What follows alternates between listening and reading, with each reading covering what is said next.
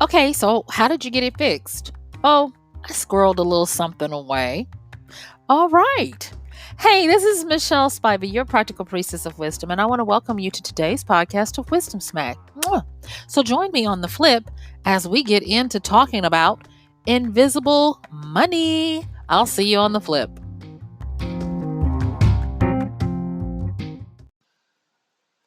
Invisible income.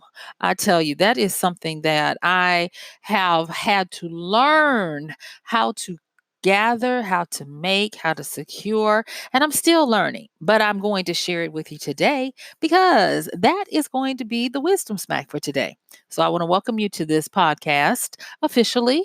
And as I've said before in the A part, I'm Michelle Spiva, and we got a lot to cover. So I'm going to be talking to you about how to create, gather, and get invisible income. So the first thing I want to say is this is that when you are wanting to start generating more wealth, more income, or anything that you can use to increase your lifestyle, better your lifestyle, there are certain things that you kind of have to understand. And so I'm going to be covering some things that I've covered before, but I can't assume that everybody listens to every podcast because I know I do them daily. So if you'll permit me, I'm going to go back through a quick little primer of the basics that you need to understand about getting money from other people. Okay, so let's get started. So the first thing is understanding people's needs. Most people believe that when you want to gather money, you have to be proficient in something, offer a service, a good, or whatever. And that is true. But there are a lot of people who offer goods, services, products, and the like who never seem to get more money or even make money. And it is because, to their detriment, they don't understand that people are irrational and they think from an emotional standpoint. And so, with that, I'm going to cover these things. And if you just grasp this stuff, this is going to help propel you really far fast so that you'll be able to find different ways and avenues to get that invisible money. Okay, let's get started. So, the first thing I'm going to talk about is Maslow's hierarchy of need. You probably already know this, but I'm going to just quickly go through it. In Maslow's hierarchy of need, he talked about, well, he started with the six pillars, if you will, and five pillars, and then he added a sixth of what people needed to self actualize. And he said that first and foremost, we needed to have a psychological or our basic needs met. That meant that we needed to have air to breathe, um, and shelter. And then after that, he talked about safety. We needed to be able, if we had shelter, make sure that it was stable and that we didn't have to live in fear of being killed in the night by animals or other animals. Then the next one was love and belonging. We needed to have society and to belong to a group and to love and be loved. And then the next one was is that we needed to have self-esteem. This is where you can start feeling individualized to feel better about yourself. And then after that one, this is the last one he started with for a while, but then he went on to add an additional one after that. But the last one in the original hierarchy of needs was self-actualization, where the person not only became individualized, but they sought to be the best that they could be. This is where you find self-help, peak performance, and those types of things. But then in his later years, he went and amended it to add this last stage, which was self transcendence. And with self transcendence, that's where a person becomes altruistic, where they want to volunteer, do things for others, and make sure that they leave their environment, their group, or and even the global world. Global and world is the same, Michelle, but even on a global level where they could leave the place better than they found it. Okay. And so those are the basic needs. Now, the reason why I say this is because if you understand where the people are that you wish to work with in a economy or a marketplace, if you understand where they are on this hierarchy of needs ladder, then you will be able to give yourself a greater insight into how to position what it is that you're trying to sell to them. Okay. And I'm going to just go on and cut to the chase. Most of the time, you're going to be selling the majority of services, goods, and all of that other stuff on the first three levels: the psychological, safety, or love and belonging levels. All right. And so, um, things like running water, electricity, clean air, and all of that kind of stuff. Remember, that's on the psychological level. And so you find a lot of people who are in mass market of power, lighting, gas, oil, and those types of things. That would really kind of be on the psychological, basic needs. I said psychological, you guys. I'm sorry. Physiological. I'm so used to saying psychological. Physiological. Your basic needs level, and then safety. That's going to be home, shelter, guns, locks, insurance, medical, and everything to help you feel safe, protect your life, and those types of things. And then love and belonging, that's going to be where you have social media, dating sites, um, therapy, anything dealing with our interpersonal relationships. And so those bottom three are going to contain the majority of what is available out there in the marketplace. And then after that, your esteem and self actualization, it goes from there. But I will say this, that it seems kind of funny that until people have satisfied these needs at the bottom, you can't really sell to them. It is hard to sell to someone a self actualization course to live their best self when they don't have enough money to satisfy the needs of their food for their family. And so that is another reason why there is wisdom in understanding how to work with these hierarchy of needs. And yes, I know that there are some controversy around it, but it still works. It's still a really good way of looking and getting a 30,000-foot view of the market, yourself, and human psyche. Okay. So now after that, I'm going to be talking about something that's going to help you with understanding life desires, secondary wants, and secret desires. And there is a book, I'm going to recommending a few books today. There's a book, it's called Cash Vertising by Drew Eric Whitman. And it is a book. It's a little dated, not too far back, but it's a little dated. And it's a hardcore how to sell book, but it has some really great things in it. And so for today, I've picked out some things. Now, I've covered this a little bit in a previous podcast, but I just wanted to make sure that if you hadn't listened to that podcast, you were able to understand what I was saying here. Okay, so remember, we're talking about invisible income. And with invisible income, you've got to be a little more savvy, because invisible income can be covert. It can be not only covert, but it can be where it's not so blatant.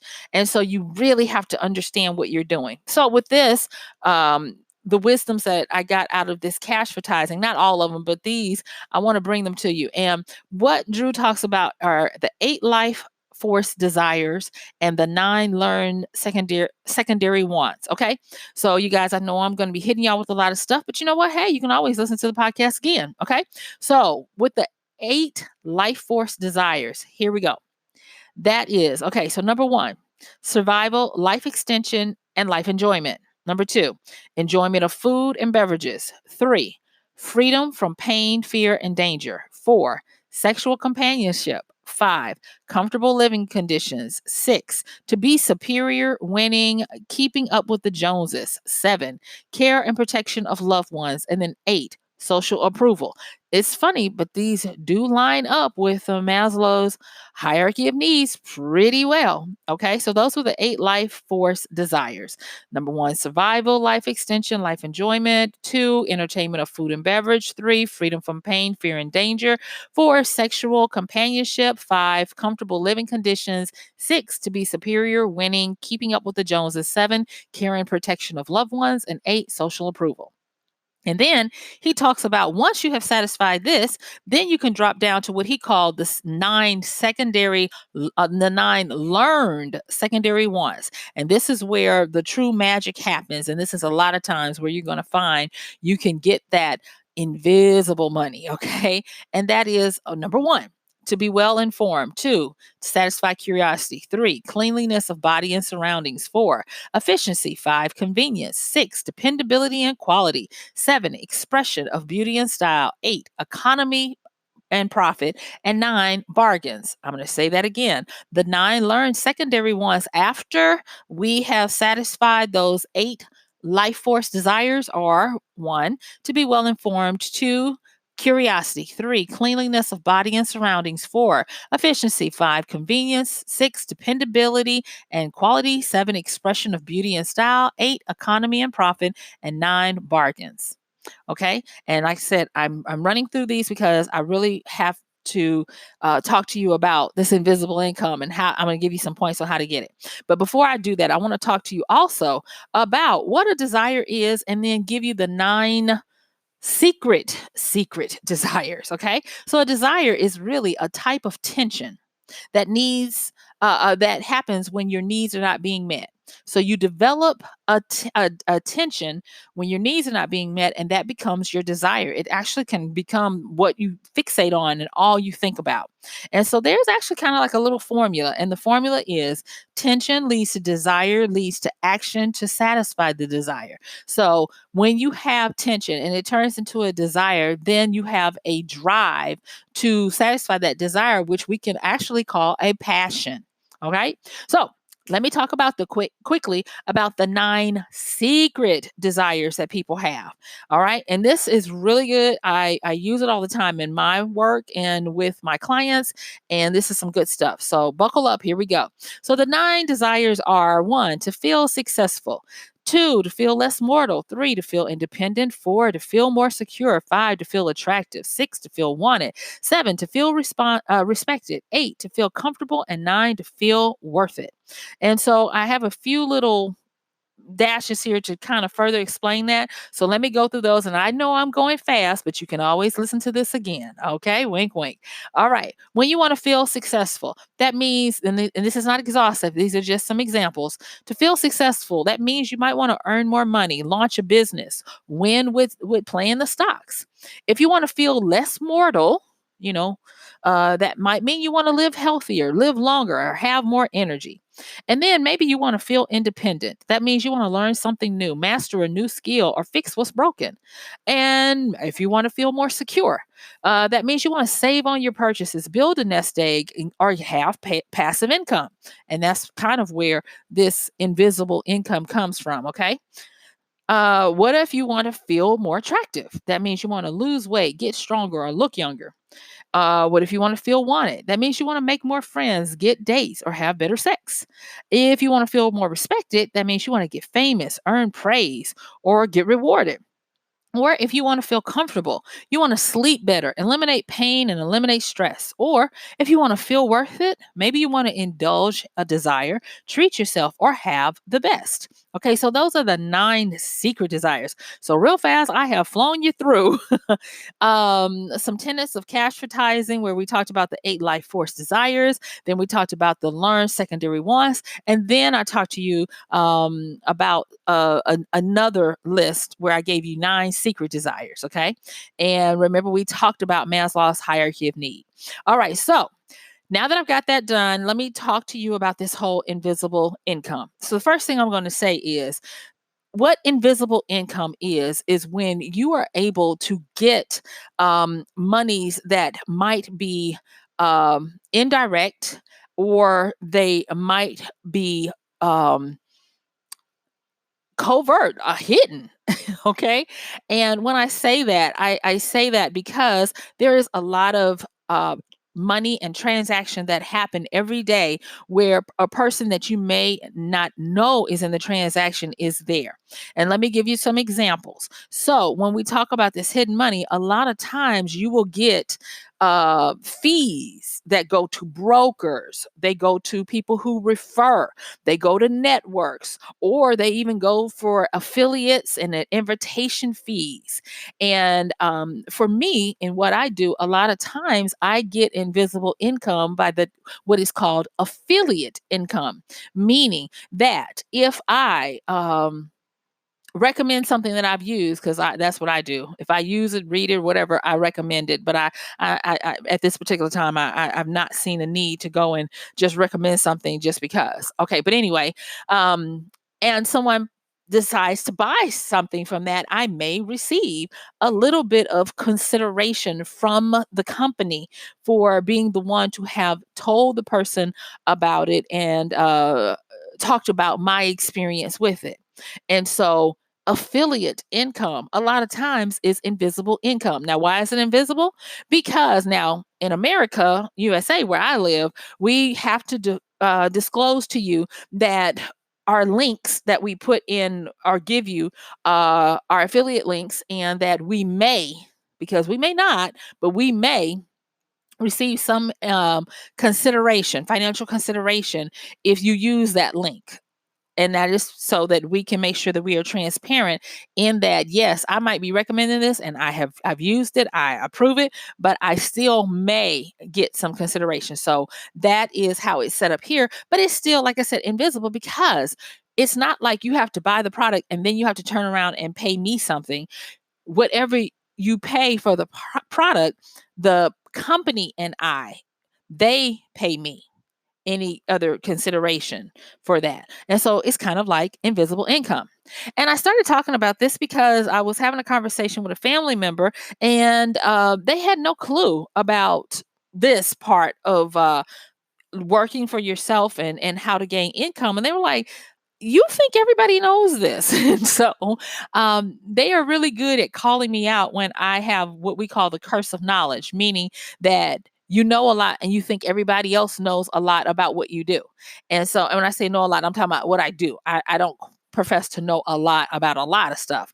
But you may know what affiliate income is and you may not. And either way, even if you just go and quickly look it up, you'll be amazed at how much is out there about affiliate income. And so, like I said before, uh, that's one way.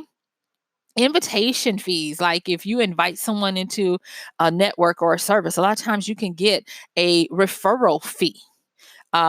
Brokers, when you are looking at purchasing stock.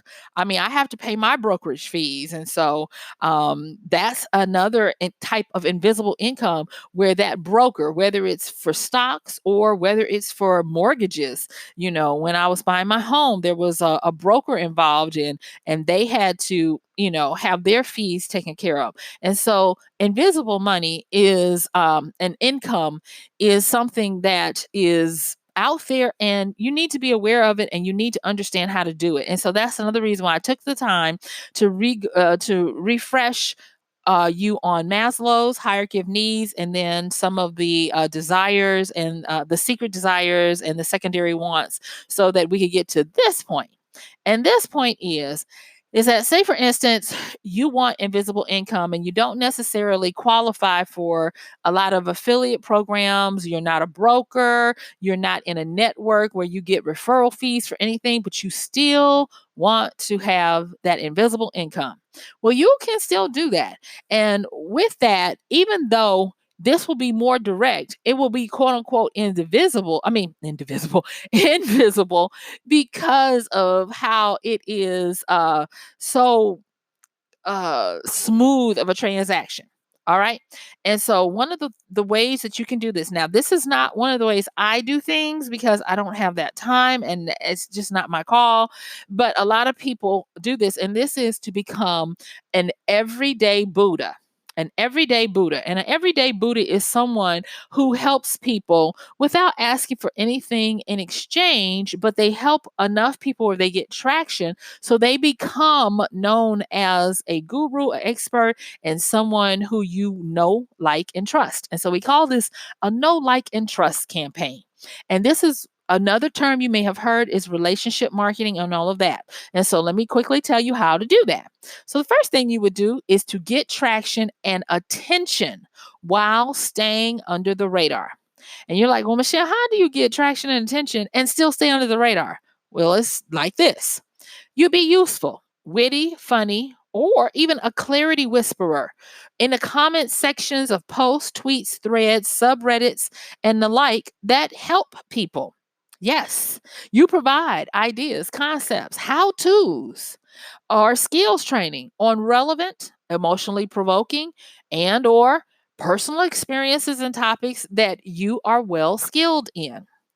I know of a gentleman who started his entire career, and now he has a thriving education business, where all he did was he went into forums and subreddits and when people would have questions, he would go in and he would answer them, or he would drop a link to a useful piece of information, and he became the person that they knew, liked, and trusted. So when he said, "Hey, you guys, I now have this platform where I will teach you," and because he was known, it was a smooth transition to them following him and starting to learn how he taught and those types of things. All right. And so that was part of him working on his relationship above profit, where they knew, liked, and trusted him. And thus he got that boost. But he did spend time doing all of the stuff that I talked about. He got traction and attention while being under the radar.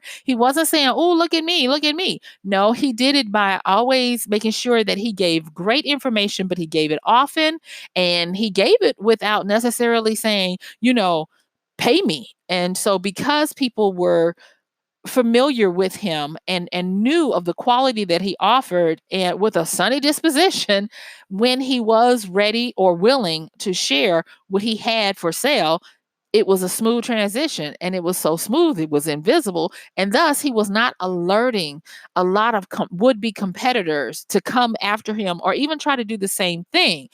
Basically, it was too late because he had spent all this time preparing people for when he was ready to make his move. So that's another one. So we've talked about um the different types, and I have one more for you. The different types of, like, the fees, where you are maybe a broker in a network, a invitation fee, affiliate fee, and those types of things. Or if you do a relationship marketing campaign where you do a know, like, and trust campaign, it takes a little longer because you have to establish yourself and you have to be consistent.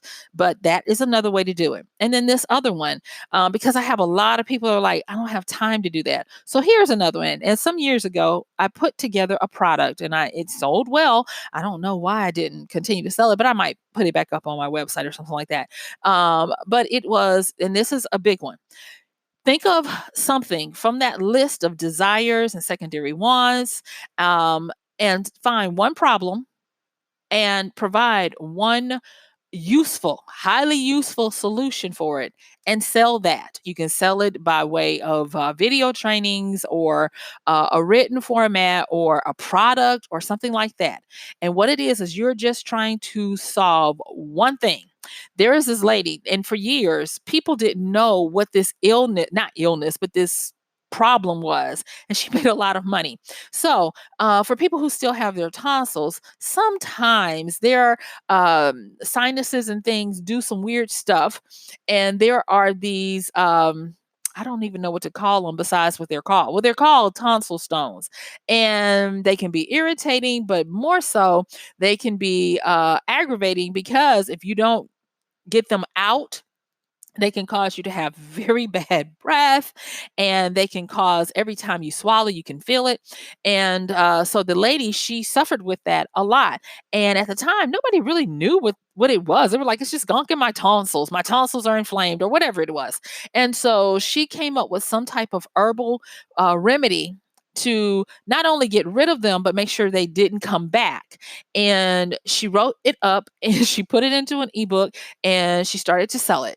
And it wasn't her full-time job. She just sold it on the internet, and it continues, from what my understanding is, it continues to this day to sell very well, because it is something very specific. It is a one problem, one solution kind of thing, that people, when they realize they have this situation, they do it. There was this other guy. He would get canker sores, and he would try all these different products, and then he discovered something that worked for him, and he made the suggestion to a few other people, different genders, different ethnicities, and it worked for them as well. So he knew he was on to something. He did the same thing and sold a little how-to booklet, and that became as well some more invisible income, because it was under the radar, and people know what they're looking for specifically, and they just made sure they use good keywords. So now that I spent all that time telling you about that, let me talk to you a little bit about how to start setting yourself up for invisible income. And here comes the big wisdom smack. With invisible income, for the most part, it should you should focus on being okay with slow money instead of fast money. And that's another reason why it's invisible money. There was this movie not a long time ago. I think it starred Catherine Zeta-Jones in it, and it was called Entrapment. And I always remember that what the deal was, and it was she found some kind of way to have a software system that would take 1 penny off of or like a tenth of a penny off of each transaction and divert it to her bank account or whatever the person's bank account was. Well, these transactions, it was so many of them that however it did it, it ended up being millions of dollars that were diverted. But because it was incremental, it was invisible. And thus, it was invisible income because when you're shaving off of a tenth of a penny, but you got a whole trillions of transactions, you can easily skim off millions of dollars before a lot of people are aware of what's going on. And when I was working on this for this podcast, I thought about that. So I wanted to make sure I said that. So slow money over fast money. And what that means is if, for instance, you are interested in having this invisible income, don't just think that it's going to be one thing that's going to make you explode. Be willing to have multiples because if, for instance, you manage to make $200 with one thing and you make $20 with another, you still will end up with 300 plus dollars, or actually more than that, for the year. So that's 300 more dollars you generated by just having those things out there. And the average entrepreneur worth their salt will tell you you have to have at minimum 7 forms of income. And so invisible income should be part of that arsenal. So many people are always trying to get more income, and the first thing they think about is get a second job. But instead of a second job, I want you to consider getting a form or forms of invisible income and understand that you're going to have more of them. Now, really quickly, in the book Blue Ocean Shift, so that's the book, one of the books I want to mention, they talk about going beyond the customer to find the non customer. And if you're wanting to have this invisible income, consider going after the people that no one is expecting to buy the kind of services that you offer, and then find a way to do it. And one of the fastest ways is to go back and look at what you have in your arsenal based on these things. So, in the few minutes I have left, I'm going to talk to you about some areas in your personal power that you can probably tap to be able to find and make your own pool of people that you can go after to generate personal invisible income. Okay. And so after under this, I've talked about this before, but I want to talk about some personal powers and the different types. So we've got expert power. Of course, that's self-explanatory. It's when you have some type of superior experience, skill, or knowledge. But then there is informational power, and that's where it might be short term, but you possess the information needed to do a specific thing. Doesn't that sound like one problem, one solution? Yeah. But then here is a big one, and it's called connection power. And this is the one that you use when you have influence or you have a broad spectrum of contacts where you're able to put powerful people together, where you network them. And by putting them together, you get a finder's fee, or invitation fee, or a referral, or a network fee. And so don't sleep on that. Okay. And then the next one is like the one that I told you about with the guy going in and answering all the questions. And it's called referent power. And it comes from being highly respected, influential, and even being charismatic and having high integrity. It's where you now can but you can take advantage of the respect that you have garnered by doing what you do. And so, taking these, if you're an expert and you know how to do something really well, you can definitely parlay that into this invisible income that we're talking about. But for the most part, if you just kind of look at informational and connection, like what is something that you quickly know, one solution, one problem, or with a connection, who do you know that you can put together? And by putting them together, you could possibly get a finder's fee or a referral fee. Those are some of the questions that you can ask. And so, what I want to do, because I am out of time, is I want to invite you to try to find at least one new invisible power before the end of the year that you can engage in, whether it is something where you get a fee or it is something you create. And thank you so much. Yes, my time is up, y'all. I sure do thank you for yours. This has been MichelleSpiva, your practical priestess of wisdom, with another wisdom smack. Mwah. Don't forget to check the show links and use our affiliate link to help the show out at michellespiva.com/AMZ. Bye.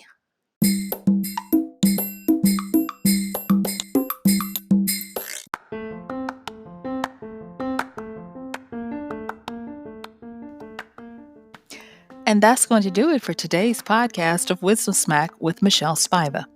If you like this podcast, please help us get the word out. Like, comment, subscribe, and even share.